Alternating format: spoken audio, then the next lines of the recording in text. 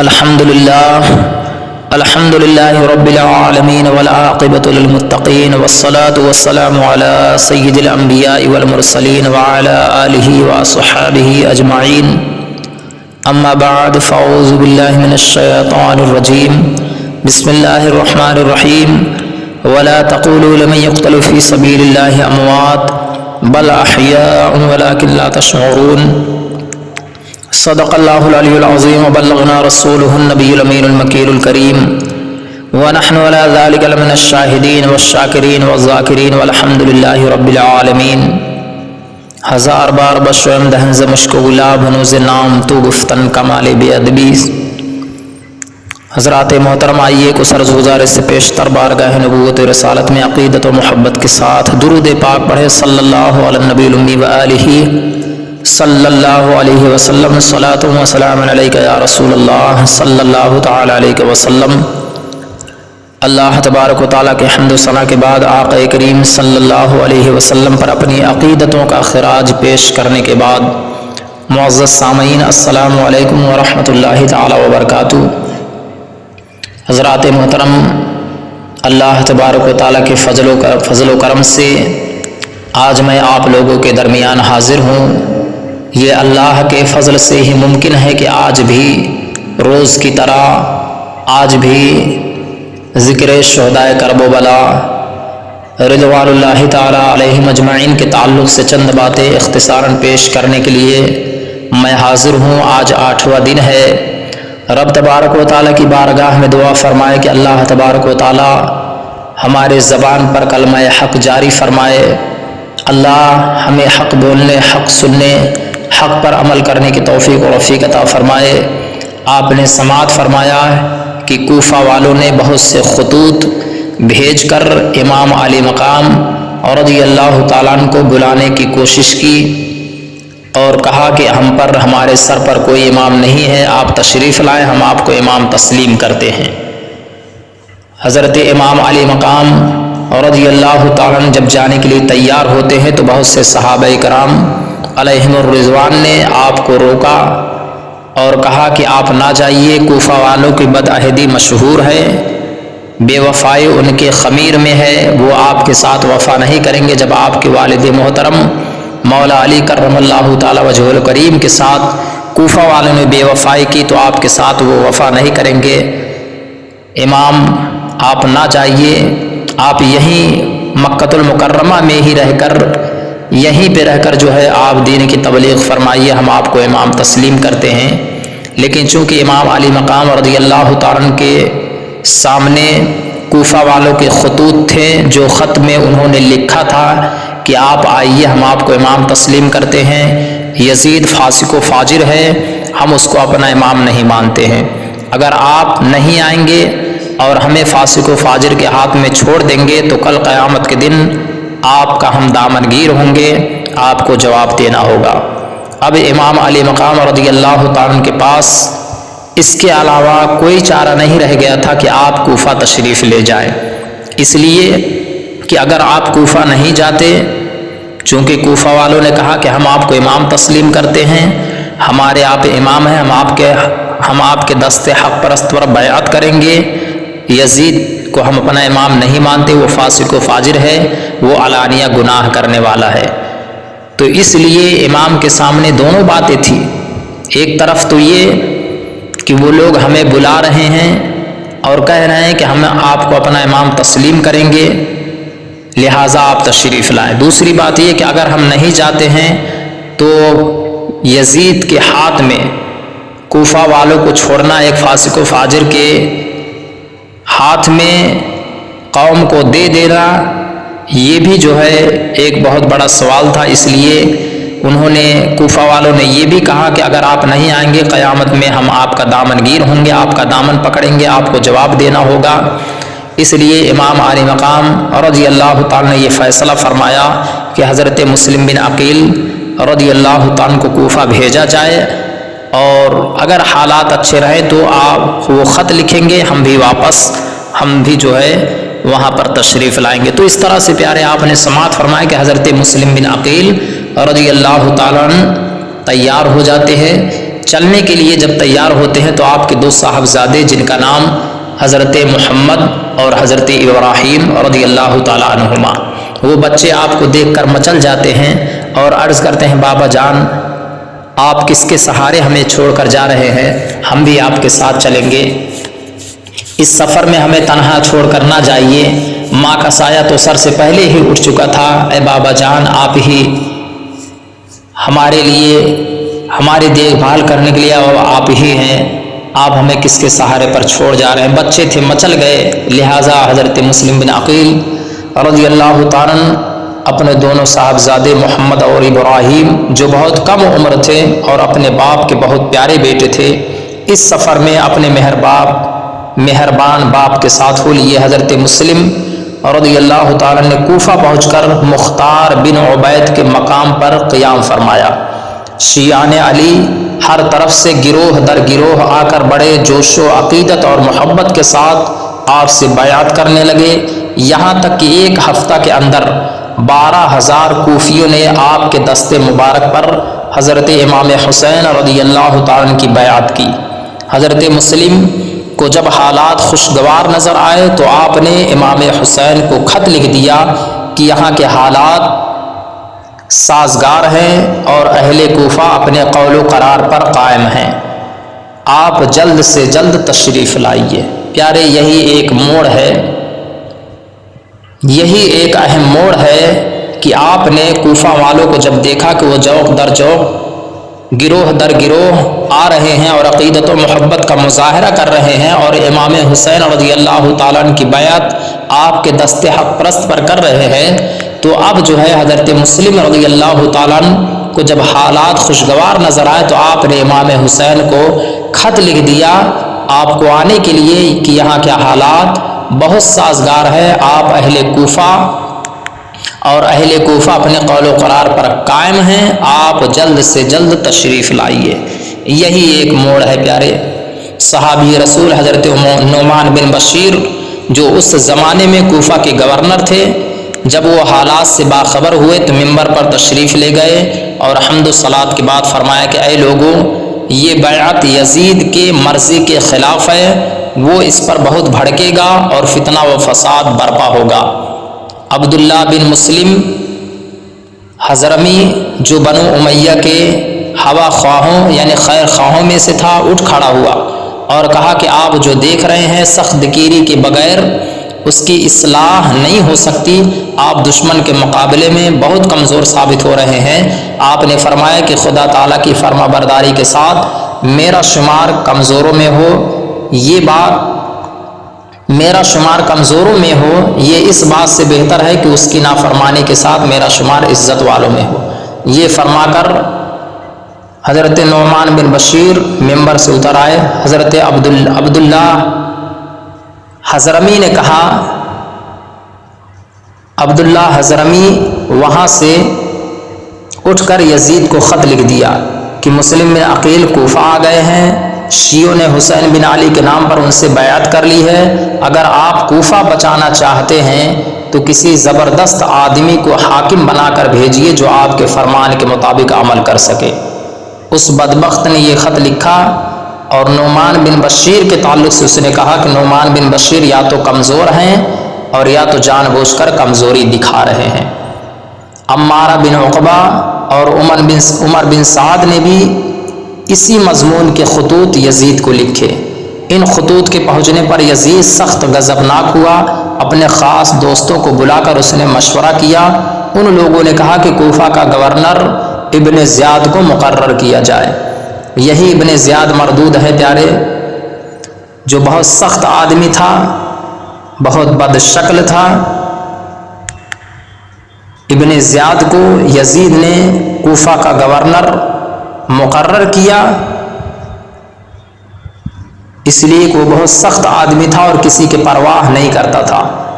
یزید ان لوگوں کے مشورے پر عمل کیا، کوفہ کے سابق گورنر حضرت نعمان بن بشیر رضی اللہ تعالیٰ عنہ کو معزول کر دیا اور ابن زیاد کو بصرہ کا گورنر جو تھا اسے کوفہ کا بھی گورنر بنا دیا اور حکم دیا کہ وہ فوراً کوفہ پہنچ جائے مسلم بن عقیل کو گرفتار کر کے شہر بدر کر دے یا قتل کر دے، نعوذ باللہ من ذالک۔ اور حسین بن علی آئیں تو ان سے بھی میری بیعت طلب کریں، اگر وہ بیعت کر لے تو بہتر، ورنہ ان کو بھی قتل کر دے۔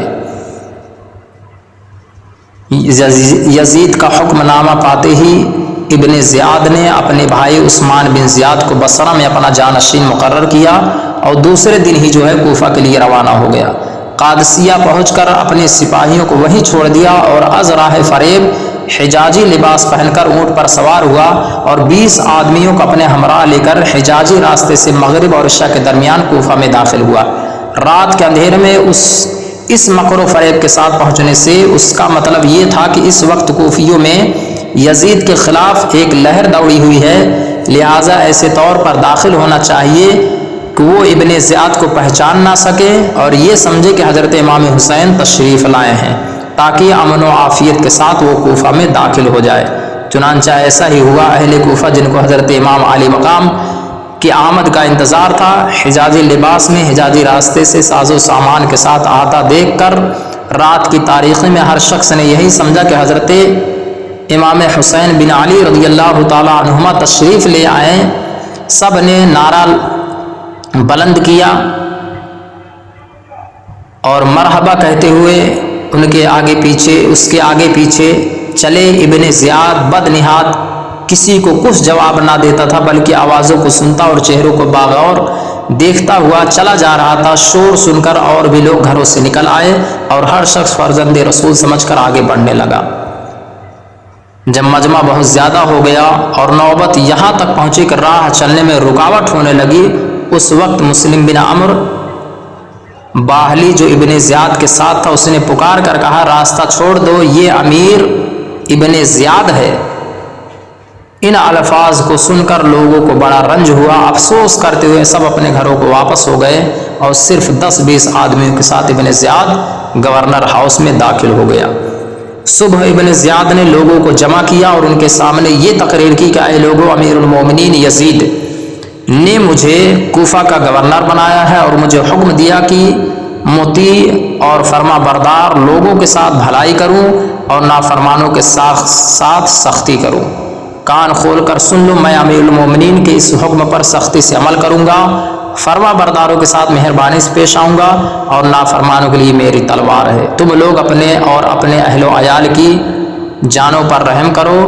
اس تقریر کے بعد ابن زیاد نے ہر قبیلے کے بڑے بڑے لوگوں کو گرفتار کر لیا اور ان سے تحریری ضمانت لی کہ تم اور تمہارے قبیلے کے لوگ کسی مخالف کو اپنے یہاں پناہ نہیں دیں گے۔ اگر کسی نے پناہ دے رکھی ہے تو اسے پیش کرے گا، جو ایسا نہیں کرے گا ہم اسے قتل کر کے اسی کے دروازے پر لٹکا دیں گے اور اس کے اہل و عیال کو بھی نہیں چھوڑیں گے۔ ابن زیاد کی اس کارروائی کے بعد کوفہ والوں پر خوف و ہراس چھا گیا اور ان کے خیالات میں تیزی کے ساتھ تبدیلی پیدا ہونے لگی۔ کوفہ شہر میں چونکہ یہ مشہور ہو چکا تھا کہ حضرت مسلم مختار بن ابو عبیدہ کے مقام پر، ان کے مکان پر ٹھہرے ہوئے ہیں، اس لیے اب آپ نے وہاں قیام فرمانا مناسب نہ سمجھا اور رات کی تاریکی میں محب اہل بیت ہانی بن عروہ کے مقام پر منتقل ہو گئے، جو قبیلہ مزہز کے سردار تھے۔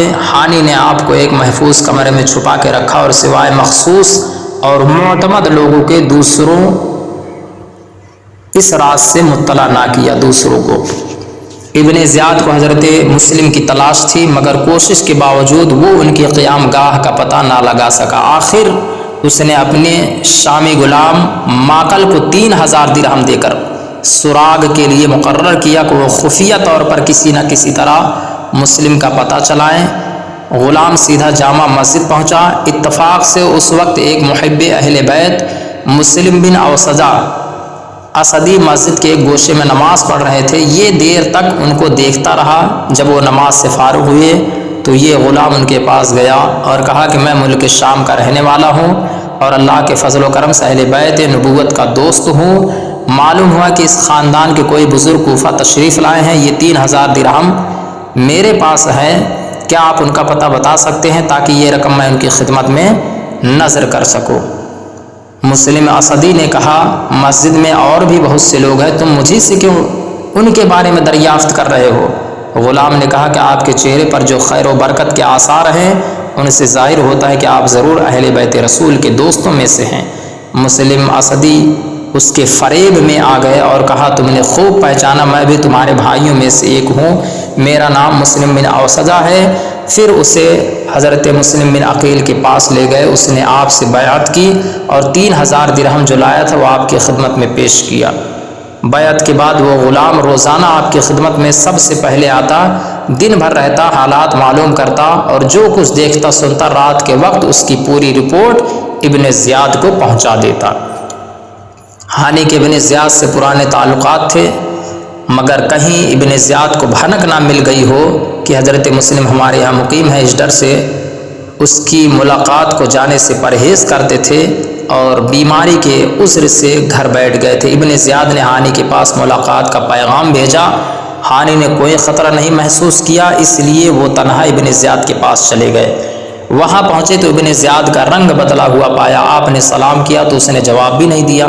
کچھ دیر آپ کھڑے رہے، اس کے بعد اس نے بڑے غصے سے کہا، ہانی تم امیر المومنین یزید کے خلاف اپنے گھر کو سازشوں کا اڈہ بنائے ہو، تم مسلم بن عقیل کو بلا کر اپنے گھر میں چھپائے ہو، ان کے لیے ہتھیار جمع کرتے ہو، اپنے محلے میں ان کی مدد کے لیے آدمی اکٹھا کر رہے ہو اور سمجھتے ہو کہ یہ ساری باتیں مجھ سے چھپی رہیں گی۔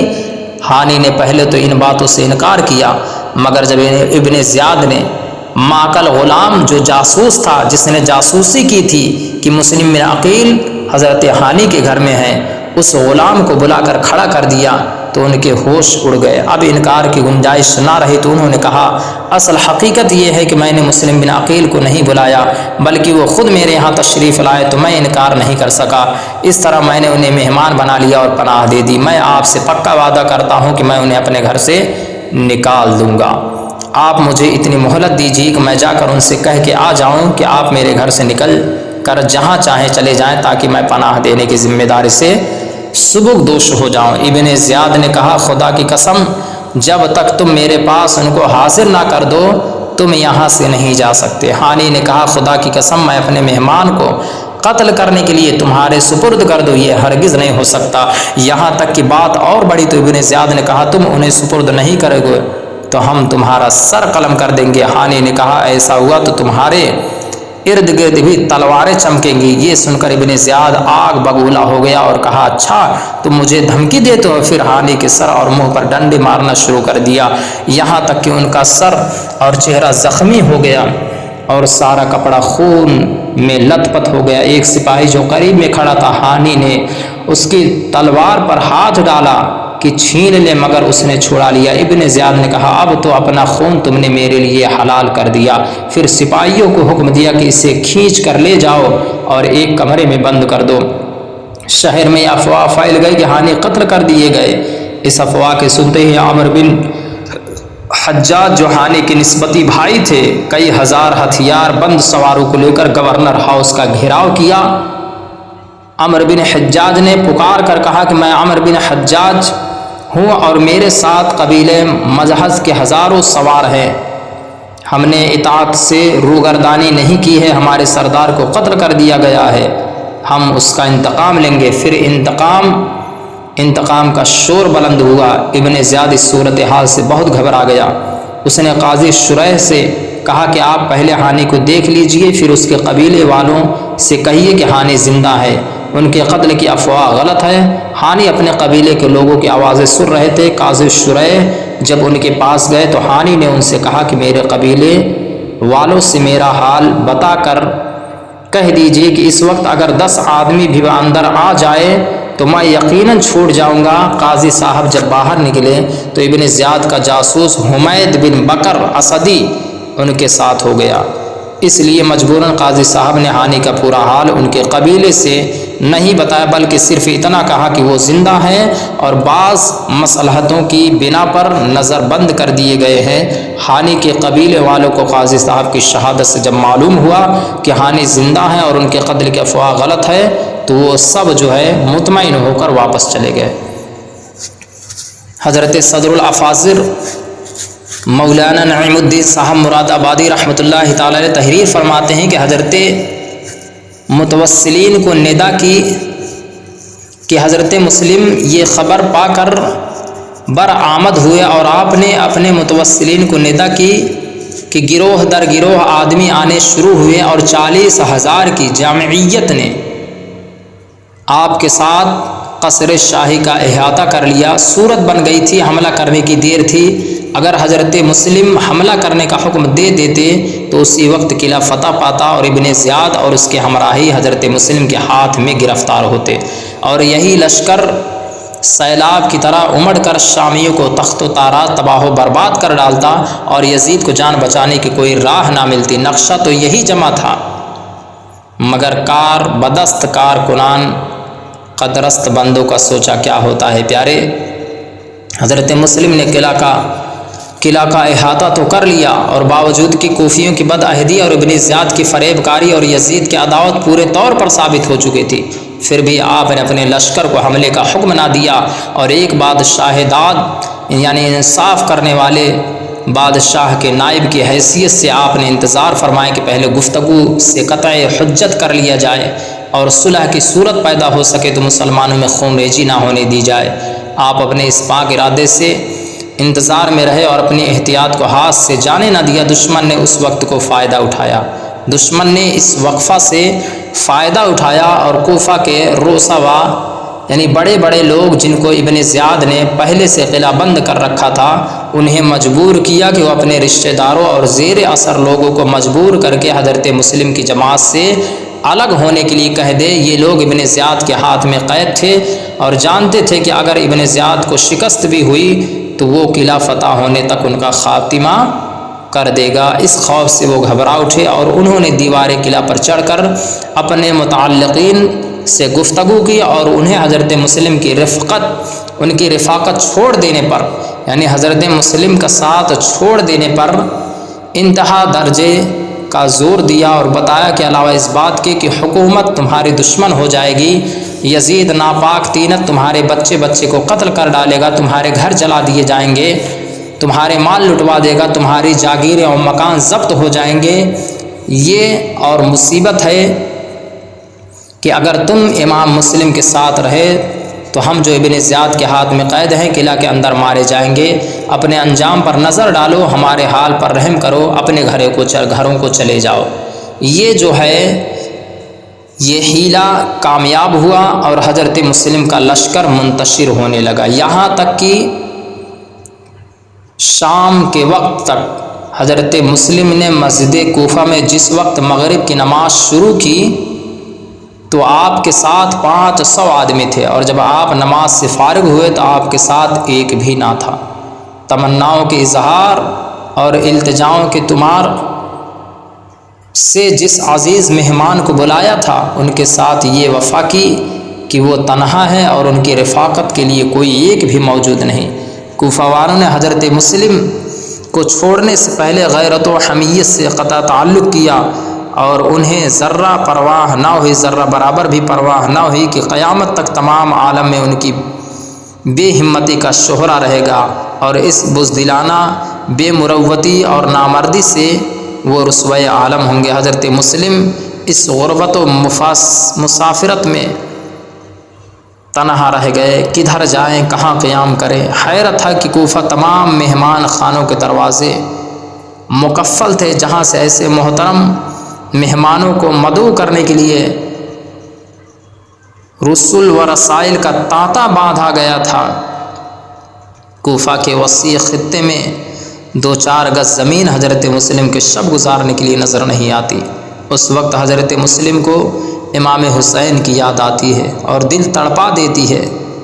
وہ سوچتے ہیں کہ میں نے امام کی جناب میں خط لکھا، تشریف آوری کی التجا کی، اور اس بدعہد قوم کے اخلاص و عقیدت کا ایک دلکش نقشہ امام علی مقام کے حضور پیش کیا ہے اور تشریف آوری پر زور دیا ہے۔ یقیناً حضرت امام میری التجا رد نہ فرمائیں گے اور یہاں کے حالات سے مطمئن ہو کر ماں اہل و عیال چل پڑے ہوں گے۔ حضرات محترم، حضرت امام مسلم رضی اللہ تعالیٰ یہی سوچ رہے ہیں کہ میں نے خط لکھ دیا ہے، امام وہاں سے چل پڑے ہوں گے۔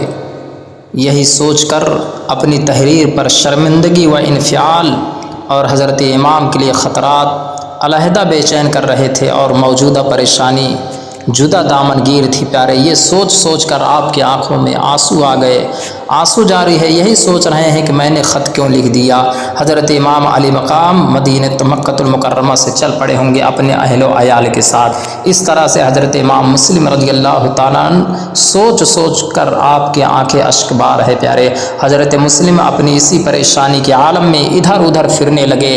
رات کے اندھیرے میں یوں ہی چلے جا رہے تھے کہ ایک عورت جس کا نام طوعہ تھا، اندازہ لگائیے پیارے، حضرت امام مسلم رضی اللہ تعالیٰ جب آئے تھے تو لوگ کس طرح سے عقیدت و محبت کا مظاہرہ کیا تھا، وہی حضرت مسلم بن عقیل رضی اللہ تعالیٰ ہیں جو آج اسی کوفہ میں ادھر ادھر پھر رہے ہیں، جس سے لوگ اپنے گھر لے جانا جو ہے، اپنے گھر لے جانا سعادت مندی سمجھتے تھے، وہی مسلم بن عقیل آج اندھیرے میں ادھر ادھر پھر رہے ہیں۔ کہاں جائیں، کس کے گھر جائیں، ادھر ادھر پھر رہے، کچھ نظر نہیں آ رہا ہے۔ تمام کوفیوں کے دروازے پر تالے لگے ہوئے ہیں۔ حضرت مسلم بن عقیل رضی اللہ تعالیٰ ادھر ادھر پھر رہے تھے کہ اچانک کیا دیکھتے ہیں کہ ایک مکان دکھائی دیتا ہے، چراغ جل رہا ہوتا ہے،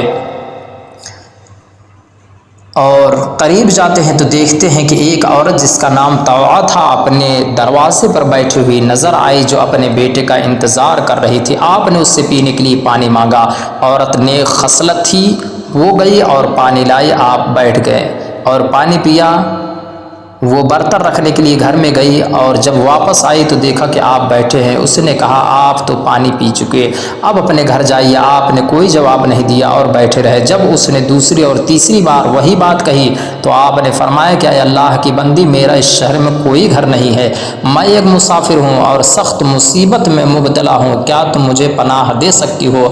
شاید میں کبھی اس کا بدلہ دے سکوں، ورنہ اللہ و رسول تمہیں جو ہے اس کا بہترین اجر عطا فرمائیں گے۔ عورت نے حیران ہو کر دریافت کیا آپ ہیں کون اور واقعہ کیا ہے؟ فرمایا میں مسلم بن عقیل ہوں، کوفہ والوں نے میرے ساتھ غداری کی، مجھ سے مدد کا وعدہ کیا اور اب سب نے میرا ساتھ چھوڑ دیا۔ اس نے کہا مسلم آپ ہی ہیں؟ فرمایا ہاں میں وہی ہوں۔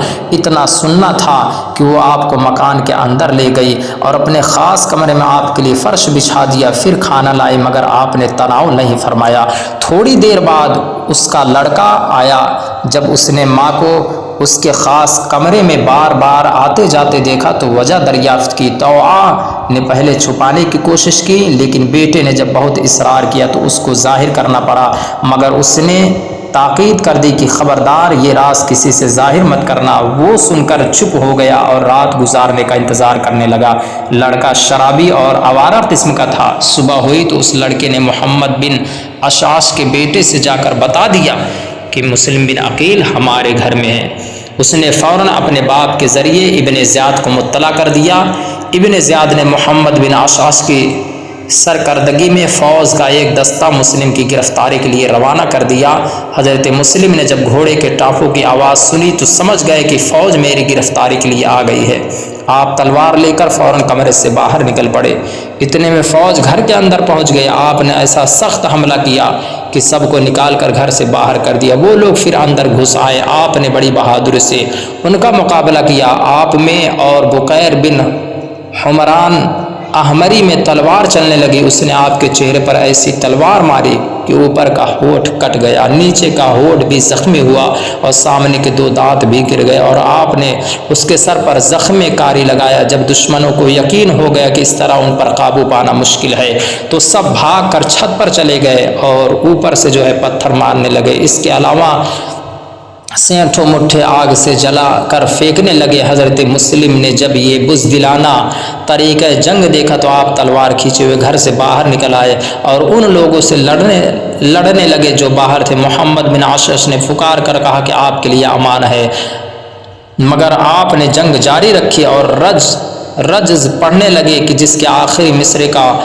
مضمون یہ تھا کہ مجھے اس بات کا اندیشہ ہے کہ مجھ سے جھوٹ بولے گا، مجھے اس بات کا اندیشہ ہے کہ مجھ سے جھوٹ بولیں گے یا مجھے دھوکہ دیں گے۔ محمد بن اشعث نے کہا نہیں، آپ سے جھوٹ نہیں بولا جائے گا اور نہ آپ کو دھوکہ دیا جائے گا۔ حضرت مسلم میں اب جنگ کرنے کی طاقت نہیں رہی۔ پیارے کیسے ہوتا، چاروں طرف سے یزیدی کتے اور نواسے رسول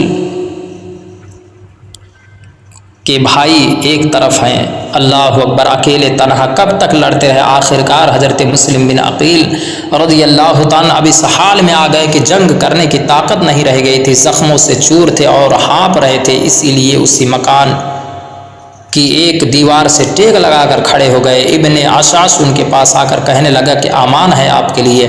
آپ نے کہا میرے لیے امان ہے؟ کہا ہاں ہاں آپ کے لیے امان ہے۔ سب پکار اٹھے کہ ہاں آپ کے لیے امان ہے۔ صرف عمرو بن عبید اللہ سلمی الگ ہو گیا اور کہا مجھے ان معاملے میں کوئی دخل نہیں۔ حضرت مسلم نے فرمایا کہ دیکھو تم لوگوں نے مجھے امان دی ہے، اس لیے میں اپنی تلوار میان میں کر لیتا ہوں، اگر تم لوگ مجھے امان نہ دیتے تو میں اپنے کو تمہارے حوالے ہرگز نہیں کرتا۔ اتنے میں ایک سواری لائی گئی جس پر حضرت مسلم کو بٹھایا گیا اور گورنر ہاؤس کی طرف لے چلے۔ راستے میں آپ کی تلوار کمر سے نکال لی گئی تو آپ زندگی سے مایوس ہو گئے اور فرمایا یہ پہلی غداری ہے۔ ابن عشعش نے کہا مجھے امید ہے کہ آپ کے ساتھ کوئی خطرہ نہیں پیش آئے گا۔ آپ نے فرمایا بس امید ہی امید ہے، اور امان جو تم نے دی تھی وہ کیا ہوئی؟ پھر انا للہ و انا الیہ راجعون آپ نے کہا اور رونے لگے۔ عمرو بن عبید اللہ سلمی جس نے امان سے اتفاق نہیں کیا تھا وہ بولا کہ جس کے لیے تم کھڑے ہوئے تھے اسے خطرہ دیکھ کر رونا نہیں چاہیے۔ آپ نے فرمایا واللہ میں اپنی جان کے لیے نہیں رو رہا ہوں بلکہ نواسے رسول حضرت امام حسین اور ان کے اولاد کے لیے رو رہا ہوں۔ اللہ اکبر۔ محمد بن عشاش آپ کو لیے ہوئے گورنر ہاؤس کے فاٹک پر پہنچا، آپ کو وہاں بٹھا دیا اور خود اجازت لے کر ابن زیاد کے پاس گیا۔ اس نے لڑائی کی پوری کیفیت بیان کی اور حضرت مسلم کو امان کے ساتھ لانے کا ذکر کیا۔ ابن زیاد نے کہا کہ تم امان دینے والے کون ہوتے ہو؟ ہم نے تمہیں گرفتار کرنے کے لیے بھیجا تھا، امان دینے کے لیے نہیں بھیجا تھا۔ اب ابن عشعش میں کچھ بولنے کی جرات نہیں ہوئی، وہ چپ ہو گیا۔ حضرت مسلم رضی اللہ تعالیٰ جب گورنر ہاؤس کے دروازے پر پہنچے تو وہاں بہت سے لوگ اندر آنے کی اجازت کے انتظار میں موجود تھے اور ایک گھڑا ٹھنڈے پانی سے بھرا ہوا دروازے کے قریب رکھا ہوا تھا اور آپ بہت پیاسے تھے۔ فرمایا مجھے تھوڑا سا پانی پلا دو۔ مسلم بن عمرو باہلی خبیث نے کہا کہ اس میں سے ایک بوند بھی تم کو نہیں ملے گا، مگر عمارہ بن عقبہ نے اپنے غلام سے کہا کہ مسلم کو پانی پلا دو۔ جب وہ کٹورے میں پانی بھر کر لایا اور آپ نے اسے پینا چاہا تو منہ سے خون بہنے لگا اور پانی رنگین ہو گیا۔ دوبارہ اسی طرح ہوا، تیسری دفعہ تو دانت ٹوٹ کر کٹورے میں گر گئے۔ آپ نے کٹورا رکھ دیا اور فرمایا معلوم ہوتا ہے کہ اب پانی میری قسمت سے اٹھ چکا ہے۔ اتنی دیر میں ابن زیاد کا آدمی آپ کو لینے کے لیے آ گیا۔ جب آپ ابن زیاد کے پاس پہنچے تو دستور کے مطابق آپ نے اس کو سلام نہیں کیا۔ ایک سپاہی نے کہا کہ تم امیر کو سلام نہیں کرتے؟ آپ نے فرمایا اگر امیر مجھ کو قتل کرنا چاہتا ہے تو اس کے لیے میرا سلام نہیں، اور اگر قتل کا ارادہ نہیں رکھتا ہے تو پھر اس کو بہت سے سلام ہوں گے۔ ابن زیاد نے کہا اب تم بچ نہیں سکتے، قتل کر دیے جاؤ گے۔ آپ نے فرمایا واقعی؟ اس نے کہا ہاں۔ آپ نے فرمایا اچھا مجھے اتنا موقع دے دو کہ میں کچھ وصیت کر دوں۔ کہا ہاں وصیت کر دو۔ مسلم بن عقیل رضی اللہ تعالیٰ نے لوگوں پر نگاہ ڈالی تو ان میں ابن سعد نظر آیا۔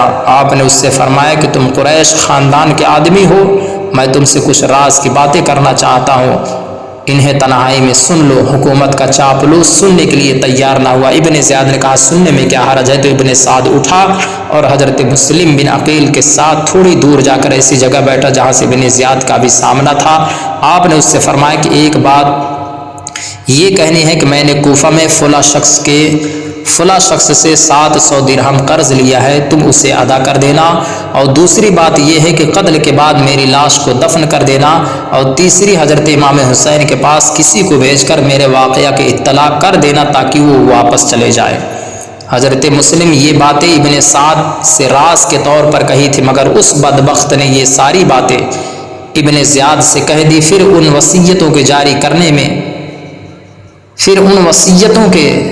کرنے کے بارے میں اس سے دریافت کیا۔ ابن زیاد نے کہا کہ قرض کی ادائیگی کے بارے میں تمہیں اختیار ہے، جو چاہو کرو، اور حسین کے متعلق یہ ہے کہ اگر وہ ہماری طرف نہیں آئیں گے تو ہمیں ان سے کوئی مطلب نہیں، اور اگر آئیں گے تو ہم انہیں بھی نہیں چھوڑیں گے، اور لاش کے بارے میں ہم تمہاری بات نہیں سنیں گے۔ جس شخص نے ہماری مخالفت کی اور لوگوں میں اس قدر انتشار پیدا کیا اس کی لاش کسی رعایت کے مستحق نہیں۔ اور ایک روایت میں یوں ہے کہ لاش کے متعلق اس نے کہا کہ قتل کے بعد ہمیں اس سے کوئی سروکار نہیں، تم جو چاہو کرو۔ اس کے بعد حضرت مسلم اور ابن زیاد میں جو گفتگو ہوئی پیارے وہ خاص طور پر توجہ کے قابل ہے، اس لیے کہ اس سے حضرت مسلم اور ان کے بھیجنے والے حضرت امام حسین رضی اللہ تعالیٰ عنہ کے موقف کی پوری وضاحت ہو جاتی ہے، اور صاف طور پر ظاہر ہو جاتا ہے کہ ان پر جو بغاوت کا الزام لگایا جاتا ہے وہ سراسر باطل اور غلط ہے۔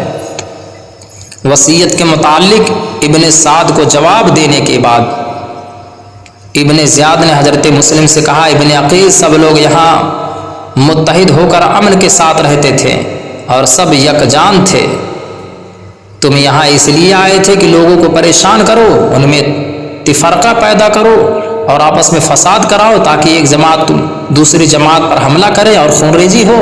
آپ نے فرمایا، نہیں، ہرگز نہیں، میں اس لیے نہیں آیا تھا، بلکہ کوفہ کے لوگوں نے کہ تیرے باپ نے یہاں کے نیک لوگوں کو قتل کیا اور ان کا خون بہایا اور اسلام کا طریقہ چھوڑ کر ان کے ساتھ قیصر و کسریٰ کی طرح پیش آیا، تو ہم اس لیے آئے کہ ہم ان کی غلط عادات و اطوار کی اصلاح کریں اور ان کو عدل و انصاف اور تعلیمات قرآن کی دعوت دے۔ ابن زیاد خبیث نے کہا کہ تم اور تمہارا یہ دعویٰ، تب تم مدینہ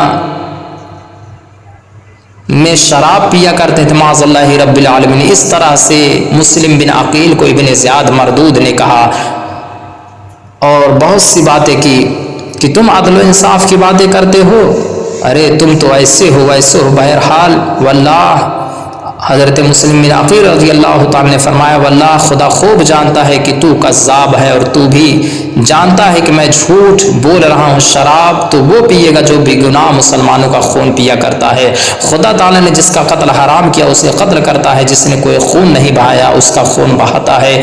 بغض و حسد اور بدگمانی کی وجہ سے تو خون ریزی کرتا ہے، پھر اس طرح بھول جاتا ہے جیسے کچھ کیا ہی نہیں۔ ابن زیاد نے کہا، خدا مجھے مارے اگر میں تجھے اس طرح قتل نہ کروں کہ اسلام میں آج تک کوئی جو ہے اس طرح قتل نہ ہوا ہو۔ آپ نے فرمایا، بے شک اسلام میں جو ظلم آج تک نہ ہوا ہو اس کے ایجاد کا تجھ سے زیادہ مستحق کوئی نہیں۔ بری طرح قتل کرنا اور بری طرح مسلح کر دینا تیرا ہی حصہ ہے اور دنیا بھر میں تجھ سے بڑھ کر اس کا کوئی سزاوار نہیں۔ ان باتوں کو سن کر ظالم ابن زیاد جھلا اٹھا۔ آپ کے والد حضرت عقیل اور حضرت علی و حضرت امام حسین رضی اللہ تعالیٰ عنہم کو گالیاں دینے لگا تو آپ بالکل خاموش ہو گئے۔ اب ظالم ابن زیاد نے حکم دیا کہ اسے محل کی چھت پر لے جاؤ اور بری طرح قتل کرنے کے بعد سر کو دھڑ کے ساتھ نیچے گرا دو تاکہ ہڈیاں چکنا چور ہو جائیں، معاذ اللہ رب العالمین۔ آپ نے ابن عشاش کی طرف دیکھ کر فرمایا کہ تو نے مجھے امان دی تھی تو خدا کی قسم میں اس طرح اپنے کو حوالے نہ کرتا اگر تو امان نہ دیتا۔ اب مجھ کو بچانے کے لیے اپنی تلوار اٹھا اور بری الزمہ ہو، مگر وہ بالکل خاموش رہا۔ پھر آپ نے ابن زیاد سے کہا، اگر ہمارے اور تمہارے درمیان کچھ بھی قرابت ہوتی، یعنی تیرا باپ زیاد ابو سفیان کی صلب سے ہوتا تو مجھے قتل نہ کرتا۔ ظالم ابن زیاد نے بقیر بن حمران اسدی کو بلایا جس کی تلوار سے طوعہ کے گھر میں آپ کا ہونٹ کٹا تھا۔ جب وہ آیا تو ابن زیاد نے حکم دیا کہ کوٹھے پر لے جا کر اس کا سر قلم کر دو۔ حضرت مسلم بن عقیل کو جب کوٹھے پر لے چلے تو آپ انتہائی صبر و سکون کے ساتھ تکبیر و استغفار اور درود شریف پڑھ رہے تھے اور ساتھ میں یہ بھی کہہ رہے تھے کہ خداوند، ہمارا اور ان لوگوں کا انصاف تیرے ہاتھ ہے جنہوں نے ہمیں دھوکہ دیا، ہم سے جھوٹ بولا اور ہمیں ذلیل کیا۔ بقیر نے آپ کو شہید کر دیا اور سر مبارک کو جسم کے ساتھ نیچے پھینک دیا۔ انا للہ و انا الیہ راجعون۔ یہ واقعہ 3 ذی الحجہ 60 ہجری کا ہے۔ حضرت مسلم کی شہادت کے بعد کوفہ والوں پر اس قدر خوف اور دہشت چھا گئی کہ لوگ گھروں سے نکلنا خطرناک سمجھتے تھے۔ ہر طرف سناٹا تھا اور کسی کو ایک دوسرے کی خبر نہ تھی، یہاں تک کہ وہی ہانی بن عروہ جن کے قتل کے افواہ کے سبب گورنر ہاؤس کھینچی ہوئی تلواروں کے گھیرے میں آ گیا تھا۔ جب ابن زیاد نے حکم دیا انہیں اسے بازار میں لے جا کر قتل کرو اور سپاہی ہانی کو مشقے باندھ کر لے چلو، تو وہ پکار کر کہتے، کہاں ہے میرے قبیلے بنی مزاحس کے لوگ، کہاں ہے میرے گھر والے، میری جان کیوں نہیں بچاتے؟ مگر ایک آدمی بھی نظر نہیں آیا جو ہانی کی مدد کرتا۔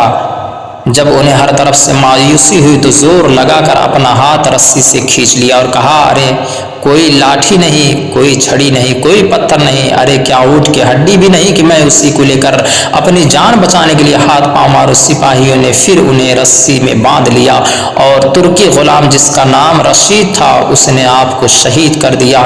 انا للہ و انا الیہ راجعون۔ اس طرح سے پیارے ہانی بن عروہ کو بھی شہید کر دیا گیا۔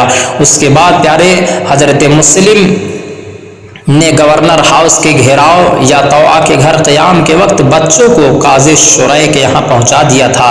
جب ابن زیاد کو معلوم ہوا کہ حضرت مسلم کے ساتھ ان کے 2 بچے بھی آئے تھے تو اس نے پورے شہر کوفہ میں اعلان کروایا کہ جو شخص مسلم کے بچوں کو چھپائے گا اسے سخت سزا دی جائے گی اور جو ان کو ہمارے پاس لائے گا وہ انعام و اکرام پائے گا۔ ابن زیاد کے اس اعلان کو سن کر قاضی صاحب گھبرا گئے، فوراً زاد راہ تیار کروایا اور اپنے بیٹے اسد سے کہا کہ آج باب العراقین سے ایک قافلہ مدینۃ المنورہ کی طرف جانے والا ہے، ان بچوں کو لے جا کر اسی قافلہ میں کسی محب اہل بیت کے سپرد کر دو اور تاکید کر دو کہ ان کو بحفاظت مدینۃ المنورہ پہنچا دے۔ اسد جب ان بچوں کو لے کر باب العراقین پہنچا تو معلوم ہوا کہ قافلہ تھوڑی دیر پہلے چلا گیا۔ وہ بچے کو لے کر اس کی راہ پر بڑی تیزی کے ساتھ چلا اور جب قافلہ کی گرد نظر آئی تو بچوں کو گرد دکھا۔ وہ کہا دیکھو وہ قافلہ ابھی جو ہے یہیں سے گزرا ہے، گرد نظر آ رہی ہے، تم لوگ جلدی سے جا کر اس قافلے میں مل جاؤ، میں واپس جاتا ہوں۔ یہ کہہ کر وہ واپس چلا گیا اور بچے تیزی کے ساتھ چلنے لگے، مگر تھوڑی دیر بعد گرد غائب ہو گئی اور انہیں قافلہ نہ ملا۔ ننھے بچے اس تنہائی میں ایک دوسرے سے گلے مل کر رونے لگے اور ماں باپ کو پکار کر جی جان کھونے لگے۔ ابن زیاد کا اعلان سن کر مال و زر کے ہوس رکھنے والے سپاہی بچوں کی تلاش میں نکلے ہوئے تھے۔ تھوڑی دیر بعد انہوں نے بچوں کو پا لیا، پکڑ کر ابن زیاد کے پاس پہنچا دیا۔ اس نے حکم دیا کہ ان بچوں کو اس وقت تک جیل میں رکھا جائے جب تک امیر المومنین یزید سے پوچھ نہ لوں کہ ان کے ساتھ کیا سلوک کیا جائے۔ جیل کا داروغہ مشکور نامی محب اہل بیت تھا، اسے بچوں کی بے کسی پر بہت ترس آیا۔ اندازہ لگائیے پیارے، جن بچوں کے قدموں کا بوسہ لیا جا رہا تھا، جن بچوں کو چومنا سعادت مندی سمجھا جا رہا تھا، جن بچوں کو اپنے گھر لے جانا لوگ سعادت مندی سمجھتے تھے، آج وہی بچے ہیں جنہیں جو ہے کوفیوں نے جو ہے گرفتار کر کے انہیں جیل میں رکھا گیا ہے۔ اب اللہ آپ اندازہ لگائیے پیارے، ایسے کوفہ والے تھے پیارے۔ بہرحال جیل کا داروغہ جن کا نام مشکور تھا وہ آپ محب اہل بیت تھے، انہیں جو ہے بچوں کی بے کسی پر بہت ترس آیا۔ انہوں نے فیصلہ کر لیا کہ بچوں کی جان ہر حال میں بچانی چاہیے، چاہے اپنی جان چلی جائے۔ چنانچہ انہوں نے رات کے اندھیرے میں بچے کو جیل سے نکالا، اپنے گھر لا کر کھانا کھلایا، اپنی انگوٹھی بطور نشانی دی اور شہر کے باہر قادسیہ کی راہ پر لا کر کہا کہ تم لوگ اسی راستے پر چلے جاؤ، جب قادسیہ پہنچ جانا تو کوتوال سے ملنا، ہماری انگوٹھی دکھلانا اور سارے حالات بیان کرنا، وہ ہمارا بھائی ہے، تم لوگوں کو بحفاظت مدینۃ المنورہ پہنچا دے گا۔ دونوں بچے قادسیہ کے راہ پر چل پڑے، مگر چونکہ انہیں بھی اس ننھی عمر میں شہادت سے سرفراز ہونا تھا اس لیے پیارے وہ راستہ بھول گئے۔ رات بھر چلتے رہے اور جب صبح ہوئی تو گھوم پھر کے اسی جگہ پہنچے کہ جہاں سے کوفہ سے باہر قادسیہ کے راستے پر چلے تھے۔ اللہ اکبر، ننھا سا کلیجہ خوف سے دہل گیا کہ کہیں پھر کوئی ہمیں پکڑ کر ابن زیاد کے پاس نہ پہنچا دے۔ قریب میں ایک کھوکھلا درخت نظر آیا، وہیں ایک کنواں بھی تھا، اسی درخت کی آڑ میں جا کر بیٹھ گئے۔ تھوڑی دیر بعد جب ایک خادمہ پانی بھرنے آئی اور جب ان بچوں کو چھپے ہوئے بیٹھے دیکھا تو قریب آئی اور ان کے نورانی چہروں میں شان شہزادگی دیکھ کر کہا، شہزادو تم لوگ کون ہو اور یہاں کیسے چھپے بیٹھے ہو؟ انہوں نے کہا کہ ہم یتیم اور بے کس ہیں اور راہ بھٹکے ہوئے مصیبت زدہ مسافر ہیں۔ خادمہ نے کہا کہ تمہارے باپ کا کیا نام ہے؟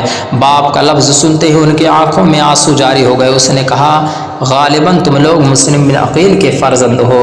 اب وہ پھوٹ پھوٹ کر رونے لگے بچے۔ اس نے کہا غم نہ کرو، میں اس بی بی کی خادمہ ہوں جو محب اہل بیت ہے، آؤ چلو میں اس کے پاس لے چلتے ہوں۔ دونوں صاحبزادے اس کے ساتھ ہو لیے۔ خادمہ ان کو اپنے مالکہ کے پاس لے گئی اور سارا واقعہ بیان کیا۔ اس صاحبزادوں کی تشریف آوری پر بے انتہا مسرت ہوئی، خوش ہوئی۔ اس خوشی میں اس نیک بی بی نے اپنے خادمہ کو آزاد کر دیا اور صاحبزادوں کے ساتھ بڑی محبت کے ساتھ پیش آئی، انہیں طرح طرح کی تسلی اور تشفی دی کہ فکر نہ کرو، اور خادمہ سے کہا کہ ان کی تشریف آوری کا راز پوشیدہ رکھنا اور میرے شوہر حارث کو نہ بتانا۔ ادھر ابن زیاد کو معلوم ہوا کہ مشکور دار ہو گئے، جیل نے دونوں بچوں کو رہا کر دیا ہے، تو اس نے مشکور کو بلا کر پوچھا کہ تو نے مسلم کے بچوں کو کیا کیا؟ انہوں نے کہا کہ میں نے اللہ و رسول کی رضا اور خوشنودی کے لیے ان کو رہا کر دیا ہے۔ ابن زیاد نے کہا کہ تو مجھ سے نہیں ڈرا؟ انہوں نے کہا جو اللہ سے ڈرتا ہے وہ کسی اور سے نہیں ڈرتا۔ ابن زیاد نے کہا تجھے ان بچوں کو رہا کرنے میں کیا ملا؟ انہوں نے کہا مجھے امید ہے کہ ان کو رہا کرنے کے سبب حضور سید عالم صلی اللہ علیہ وسلم قیامت کے دن میری شفاعت فرمائیں گے، البتہ تو مسلم بن عقیل کو شہید کرنے کے سبب اس نعمت سے ضرور محروم رہے گا۔ ابن زیاد اس جواب پر غضبناک ہو گیا اور کہا میں ابھی تجھے سخت سزا دیتا ہوں۔ انہوں نے کہا کہ ایک نہیں مشکور کی اگر 1000 جانیں ہو تو سب ان پر قربان ہے۔ ابن زیاد نے جلاد سے کہا اسے اتنے کوڑے مارو کہ مر جائے اور پھر اس کا سر تن سے جدا کر دو۔ جلاد نے جب کوڑے مارنے شروع کیے تو مشکور نے پہلے کوڑے پر کہا بسم اللہ الرحمن الرحیم، دوسرے پر کہا الہ العالمین مجھے صبر عطا فرما، تیسرے پر کہا خداوند مجھے بخش دے، چوتھے پر کہا الہ العالمین مجھے اہل بیت اطہار کے پاس پہنچا دے، کہ پھر اس کے بعد خاموش ہو گیا اور جلاد نے آپ کا کام تمام کر دیا، آپ کا سر تن سے جدا کر دیا۔ انا للہ و انا الیہ راجعون۔ ادھر وہ نیک بی بی دل و جان سے بچوں کی خدمت میں دن بھر لگی رہی اور ہر طرح سے ان کی دل جوئی کرتی رہی، پھر رات کو کھانا کھلا کر ان کو الگ ایک کمرے میں سلا کر واپس آئی تھی کہ اس کا شوہر حارث مردود آ گیا۔ عورت نے پوچھا آج دن بھر آپ کہاں رہے؟ آنے میں دیر کیوں ہو گئی؟ حارث نے کہا داروغہ جیل مشکور نے پولیس مسلم بن عقیل کے بچوں کو قید سے رہا کر دیا تو امیر عبید اللہ بن زیاد نے ابن زیاد نے اعلان کیا کہ جو شخص ان کو پکڑ کر لائے گا اسے بہت انعام دیا جائے گا۔ میں انہی بچوں کی تلاش میں دن بھر پریشان رہا، یہاں تک کہ اسی بھاگ دوڑ میں میرا گھوڑا بھی مر گیا اور مجھے ان کی تلاش میں پیدل چلنا پڑا۔ عورت نے کہا اللہ سے ڈرو اور اہل بیت نبوت کے بارے میں اس طرح کا خیال دل سے نکال دو۔ وہ کہنے لگا چپ رہ، تجھے کیا معلوم جو شخص ان بچوں کو پائے گا اسے ابن زیاد انعام و اکرام سے مالا مال کر دے گا۔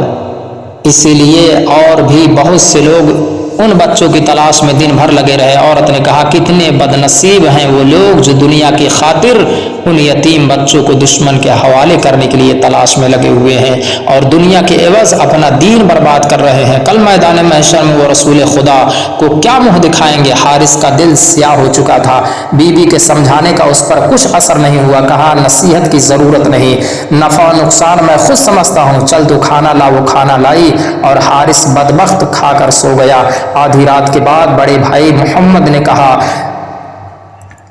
اپنے چھوٹے بھائی کو اٹھا کر کہ میں نے خواب دیکھا، اور بیدار ہو کر چھوٹے بھائی کو جگاتے ہوئے کہا اٹھو اب سونے کا وقت نہیں رہا، ہماری شہادت کا بھی وقت قریب آ گیا۔ ابھی میں نے خواب میں ابا جان کو دیکھا کہ وہ حضرت محمد مصطفیٰ صلی اللہ علیہ وسلم و حضرت علی مرتضیٰ، حضرت فاطمہ زہرا اور حضرت حسن مجتبیٰ رضی اللہ تعالیٰ عنہم کے ساتھ جنت کی سیر کر رہے ہیں، اور حضور صلی اللہ علیہ وسلم ابا جان سے فرما رہے ہیں کہ تم چلے آئے اور بچوں کو ظالموں میں چھوڑ آئے۔ ابا جان نے عرض کیا یا رسول اللہ وہ بھی عنقریب آنے ہی والے ہیں۔ چھوٹے نے کہا بھائی جان میں نے بھی اسی طرح کا خواب دیکھا، کیا سچ مچ ہم لوگ کل صبح قتل کر دیے جائیں گے؟ ہائے ایک دوسرے کو ذبح ہوتے ہوئے ہم کیسے دیکھ سکیں گے؟ یہ کہہ کر دونوں بھائی ایک دوسرے کے گلے میں باہیں ڈال کر لپٹ گئے اور پھوٹ پھوٹ کر رونے لگے۔ ان کے رونے اور چلانے سے حارث بدبخت کی آنکھ کھل گئی۔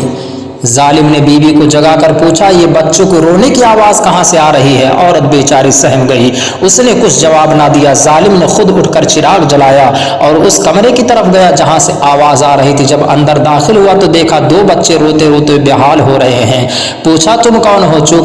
وہ اس گھر کو اپنی جائے پناہ سمجھ چکے تھے، اس لیے انہوں نے صاف کہہ دیا کہ ہم مسلم بن عقیل کے یتیم بچے ہیں۔ ظالم یہ سنتے ہی غصے سے بے قابو ہو گیا اور کہا کہ میں سارا دن ڈھونڈتے ڈھونڈتے پریشان ہو گیا اور تم لوگ ہمارے ہی گھر میں عیش کا بستر جمائے ہوئے ہو۔ یہ کہتے ہوئے آگے بڑھا مردود اور نہایت بے رحمی کے ساتھ ان کو مارنا شروع کیا۔ دونوں بھائی شدت کرب سے چیخنے لگے۔ عورت بے تحاشا دوڑی ہوئی اور حارث کے قدموں پر اپنا سر رکھ کر نہایت عاجزی کے ساتھ روتے ہوئے کہنے لگی کہ ارے یہ فاطمہ کے راز دلارے ہیں، ان کی چاند جیسی صورت پر رحم کھا لے، میرا سر کچل کر اپنی ہوس کی آگ بجھا لے، لیکن فاطمہ کے جگر پاروں کو بخش دے۔ حارث بدبخت نے اسے اتنے زور کی ٹھوکر ماری کہ وہ بیچاری ایک کھمبے سے ٹکرا کر لہو لہان ہو گئی۔ ظالم بچوں کو مارتے مارتے جب تھک گیا تو دونوں بھائیوں کی مشق کشیدی اور زلفوں کو کھینچ کر آپس میں ایک دوسرے سے باندھ دیا۔ اس کے بعد یہ کہتا ہوا کوٹری سے باہر نکل آیا کہ جس قدر تڑپنا ہے صبح تک تڑپ لو، دن نکلتے ہی میری چمکتی ہوئی تلوار تمہیں ہمیشہ کے لیے موت کی نیند سلا دے گی۔ صبح ہوتے ہی ظالم نے تلوار اٹھائی، زہر میں بجھا ہوا خنجر سنبھالا اور خونخوار بھیڑیے کی طرح کوٹری کی طرف بڑھا۔ نیک بخت بی بی نے دوڑ کر پیچھے سے اس کی کمر تھام لی۔ حارث نے اتنے زور کا اس کو جھٹکا دیا کہ سر ایک دیوار سے ٹکرا گیا اور وہ آہ کر کے زمین پر گر پڑی، اور جب وہ کوٹری میں داخل ہوا تو ہاتھ میں ننگی تلوار اور چمکتا ہوا خنجر دیکھ کر دونوں بھائی کانپنے لگے۔ بدبخت نے آگے بڑھ کر دونوں بھائیوں کی زلفیں پکڑی اور نہایت بے دردی کے ساتھ انہیں گھسیٹتا ہوا باہر لایا۔ تکلیف سے دونوں بھائی تل ملا اٹھے، رو رو کر فریاد کرنے لگے، لیکن ظالم کو ترس نہ آیا۔ سامان کی طرح ایک خچر پر لاد کر دریائے فرات کی طرف چل پڑا اور جب اس کے کنارے پہنچا تو انہیں خچر سے اتار کر مشقیں کھولی اور سامنے کھڑا کیا۔ پھر میان سے تلوار نکالا ہی تھا کہ اتنے میں اس کی بیوی ہاپتی کاپتی اور گرتی پڑتی آ پہنچی۔ آتے اس نے پیچھے سے اپنے شوہر کا ہاتھ پکڑ لیا اور خوشامد کرتے ہوئے کہا خدا کے لیے اب بھی مان جاؤ، اہل بیت رسالت کے خون سے اپنا ہاتھ رنگین مت کرو، دیکھو بچوں کی ننھی جان سوکھی جا رہی ہے، تلوار سامنے سے ہٹا لو۔ حارث پر شیطان پوری طرح سوار تھا۔ ظالم نے بیوی پر وار کر دیا، وہ زخمی ہو کر گری اور تڑپنے لگی۔ بچے یہ منظر دیکھ کر سہم گئے۔ اب بدبخت اپنی خون آلود تلوار لے کر بچوں کی طرف بڑا۔ چھوٹے بھائی پر وار کرنا ہی چاہتا تھا کہ بڑا بھائی چیخ اٹھا خدا کے لیے پہلے مجھے ذبح کرو، میں اپنے بھائی کی تڑپتی ہوئی لاش نہیں دیکھ سکوں گا۔ اور چھوٹے بھائی نے سر جھکاتے ہوئے کہا کہ بڑے بھائی کے قتل کا منظر مجھ سے نہیں دیکھا جا سکے گا، خدا کے واسطے پہلے میرا ہی سر قلم کرو۔ ظالم کی تلوار چمکی، دو ننھی چیخیں بلند ہوئی اور یتیم بچوں کے کٹے ہوئے سر خون میں تڑپنے لگے۔ انا للہ و انا الیہ راجعون۔ پھول نودوگن بہارے جا فضا دکھلا گئے، حسرت ان گونچوں پہ ہے جو بن کھلے مرجھا گئے۔ حارث بدبخت نے جب ان بچوں کو شہید کر دیا تو ان کی لاشوں کو دریائے فرات میں پھینک دیا اور سروں کو توبڑے میں رکھ کر لے گیا اور ابن زیاد کے سامنے پیش کیا۔ اس نے کہا اس میں کیا ہے؟ حارث بدبخت نے کہا انعام و اکرام کے لیے آپ کے دشمنوں کا سر کاٹ کر لایا ہوں۔ ابن زیاد نے کہا یہ میرے دشمن کون ہے؟ کہا مسلم بن عقیل کے فرزند۔ ابن زیاد یہ سنتے ہیں غضبناک ہو گیا اور کہا کہ تجھ کو قتل کرنے کا حکم کس نے دیا تھا؟ کم بخت، میں نے امیر المومنین یزید کو لکھا ہے کہ مسلم بن عقیل کے فرزند گرفتار کر لیے گئے ہیں، اگر حکم ہو تو میں انہیں آپ کے پاس زندہ بھیج دوں۔ اگر یزید نے زندہ بھیجنے کا حکم دیا تو پھر میں کیا کروں گا؟ تو میرے پاس ان کو زندہ کیوں نہیں لایا؟ حارث نے کہا مجھے اندیشہ تھا کہ اس شہر کے لوگ مجھ سے چھین لیں گے۔ ابن زیاد نے کہا اگر تجھے چھین لینے کا اندیشہ تھا تو کسی محفوظ جگہ پر ان کو ٹھہرا کر مجھے اطلاع کر دیتا، میں سپاہیوں کے ذریعے منگوا لیتا۔ تو نے میرے حکم کے بغیر ان کو قتل کیوں کیا؟ پھر ابن زیاد نے مجمع پر نگاہ ڈالی اور ایک شخص جس کا نام مقاتل تھا اس سے کہا کہ اس بدبخت کی گردن مار دے۔ چنانچہ حارث کی گردن مار دی گئی۔ حضرات محترم، دیکھا آپ نے کس طریقے سے آل رسول کا خون رنگ لایا پیارے۔ حارث مردود نے سوچا تھا کہ آل رسول کے خون سے اپنی تلوار کو رنگین کروں گا، انہیں شہید کر کے انعام و اکرام کا مالک بن جاؤں گا، لیکن انعام و اکرام تو دور، اس کی جان بھی نہیں بچی، اس کی بھی گردن مار دی گئی۔ نہ خدا ہی ملا، نہ وصال صنم، نہ ادھر کا رہا نہ ادھر کا رہا۔ حضرات محترم، آپ نے سماعت فرمایا مسلم بن عقیل کو کس طریقے سے اور ان کے صاحبزادوں کو ان ظالموں نے شہید کیا۔ اس کے بعد کیا ہوا انشاءاللہ العزیز کل آپ سماعت فرمائیں گے۔ وآخر الدعوانا ان الحمدللہ رب العالمین۔ السلام علیکم ورحمۃ اللہ تعالی وبرکاتہ۔